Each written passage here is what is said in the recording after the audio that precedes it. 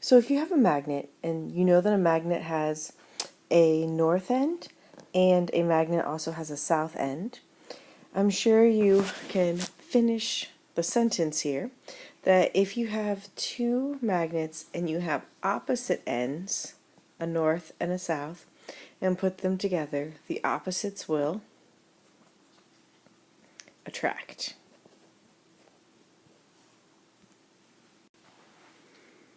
And if we have two magnets that are next to each other and we have like ends together, so a north end next to another north end, we would say that like ends of a magnet repel. But the question is, why is this the case? The reason why is magnets have magnetic fields, and right here you can see that they've drawn lines to show you this magnet's magnetic field. Now you'll see coming from the north end of the magnet, there's a field that goes out this way, and then it looks like it just kind of heads back to the south end, right? And it comes out the other side of the north end of the magnet, and then it again looks like it's just coming back around to the south end. Well, all magnets have this magnetic field. And if you take a moment and look at these two magnets when they're placed next to each other, when you have these two ends that are opposite of one another, you'll see the north end of the magnet is coming out this way, right? So I'm just going to draw a little kind of summary arrow. It comes out this direction, but again, it kind of curves this way. And then if you look at the south end of this magnet here on the right, you'll see that the way that this magnetic field looks, if I just kind of follow the path of these arrows, it's going in. And so you'll see that that's what draws these two magnets, the opposite poles, what draws these two opposite poles together. Now, if we were to take this and we were to flip these magnets, and I'm just going to take a minute here to flip these, hopefully. Okay, I'm going to flip. And let's say if I have two south end of the magnets together, these are going to repel. So you can see that this magnetic field is going that direction. This magnetic field is kind of coming in and going that direction. And if you look at these two arrows, you can see that that's going to cause these two things to want to push away from each other, just the way their magnetic fields are lining up. And it's the same if we were to turn these so that we had two, if it'll turn, if we have two north ends next to each other, we have the same thing going on here. Turn this one a little bit.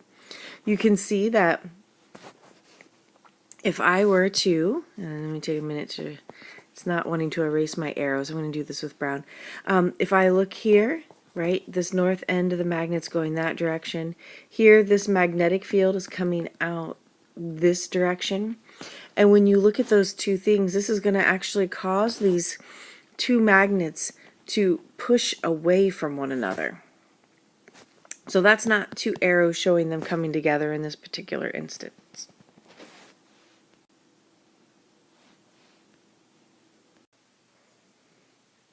Now if we have two magnets and they're positioned far apart, in this instance they really would like to get closer to one another. That's what the magnets would ultimately like to do, but we're holding them far apart, and so we're not allowing that.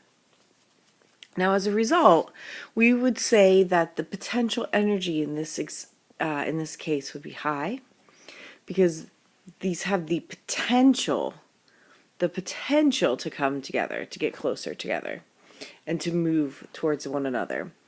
But right now, because we're not letting that happen and we're holding on to them, the kinetic energy is low.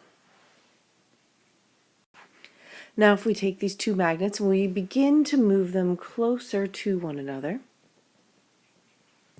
then we are going to begin to see the potential energy is going to start decreasing. Because the closer they get, that idea that they could move closer together is decreasing. So we would say potential energy is decreasing, but kinetic energy is increasing in an opposite way. because they are moving closer together. And if you recall, kinetic energy is energy in motion.